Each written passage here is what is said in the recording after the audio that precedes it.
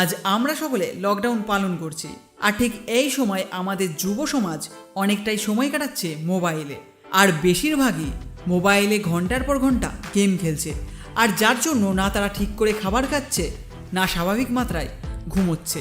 কিন্তু national health সার্ভিসের সাথে মিশে অনলাইন গেমিং পোর্টাল একটা তথ্য বের করেছে, যারা এইভাবে দিনের পর দিন নিজের শরীরের দিকে খেয়াল না রেখে গেম খেলে চলবে, তাদের অবস্থা ধীরে ধীরে ভয়ঙ্কর হতে থাকবে।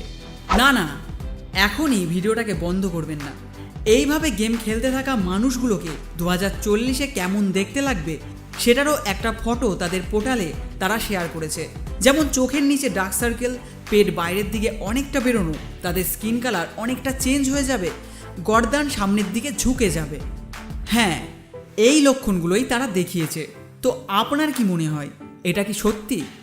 তো এর জন্য আমি টানা 6 দিন 6 ঘন্টা ধরে গেম খেলেছি, তাও আবার রাতে, যে এটা দেখার জন্য এর ফলে আমাদের শরীরে কি ফারাক পড়তে পারে। আর আমি যেটা ফিল করেছি সেটাই আপনাদের সামনে আজ আমি বলতে চলেছি। তাই দয়া করে ভিডিওটাকে সম্পূর্ণ দেখবেন, স্কিপ করবেন না।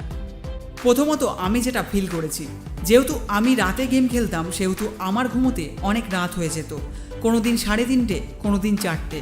তো এর ফলে সকালবেলা তাড়াতাড়ি উঠতে পারছিলাম না, আর যদিও উঠে পড়ি তবে ঘুম যেন কাটছিলই না, এবং আমার শরীর ম্যাচ করতে থাকে, কাজে এনার্জি নেই, সারাদিন খিটখিটে মেজাজ, চোখের সাদা অংশটা হালকা হালকা লাল হয়ে থাকছে।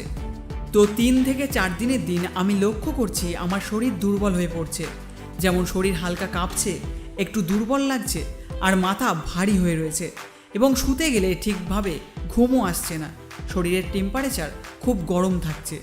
যদি এই লক্ষণগুলি তুমি নিজের মধ্যে দেখতে পাচ্ছ তবে এখন থেকেই অ্যালার্ট হয়ে যাও, কারণ আমরা লকডাউনে যদি সারাদিন ফোন নিয়ে গেম খেলি বা ফোনেই সময় কাটাই, তবে ধীরে ধীরে এটা আমাদের অভ্যাসে পরিণত হবে। আর তুমি হয়তো জানো, কোনো কিছু অভ্যাস করতে গেলে আমাদের 21 দিন সময় লাগে। তো এটা অভ্যাস হয়ে গেলে এটাকে ছাড়তে কিন্তু অনেক সমস্যা হবে। আমি যেহেতু এটাকে নিজে টেস্ট করছিলাম নিজের মধ্যে, সেহেতু এটা থেকে বেরোতে আমার কোনো সমস্যা হয়নি। তবে আমি এটা বলছি না গেম একদম খেলবে না, গেম খেলবে, তবে একটা না, কখনোই নয়। যখনই খেলো না কেন 2 ঘন্টার বেশি একদম খেলবে না। আর রাতে শোবার আগে পাবজি বা যে কোনো ফাইটের গেম একদম খেলবে না, কারণ এইসব গেমগুলোতে আমাদের খুব ফোকাস করতে হয়, আর তার ফলে আমাদের স্ট্রেস বাড়তে থাকে, আর স্ট্রেস যত বাড়বে কর্টিসল নামের হরমোনস রিলিজ হতে থাকবে, তার ফলে ঘুম ঠিকভাবে হবে না, সবসময় স্ট্রেস ফিল করবে, চুল উঠতে থাকবে, খিটখিটে মেজাজ তৈরি হবে।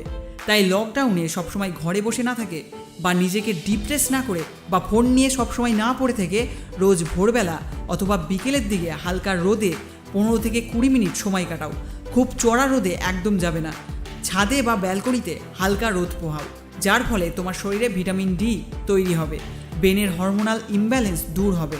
হালকা এক্সারসাইজ বা যোগা 45 মিনিট অবধি করতে পারো, যার ফলে স্ট্রেস অনেক নেমে যাবে, তোমার হার্ট আগের থেকে অনেক বেটার থাকবে এবং রাতে ঘুম ভালো হবে।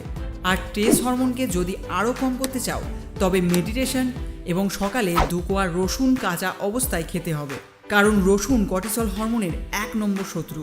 তো বন্ধুরা, এইগুলো ফলো করলে একটা ভালো অভ্যাস তৈরি করতে পারবে, আর একটা সুন্দর জীবন ভোগ করতে পারবে, আর সাথে গেমের মজাটাও নিতে পারবে।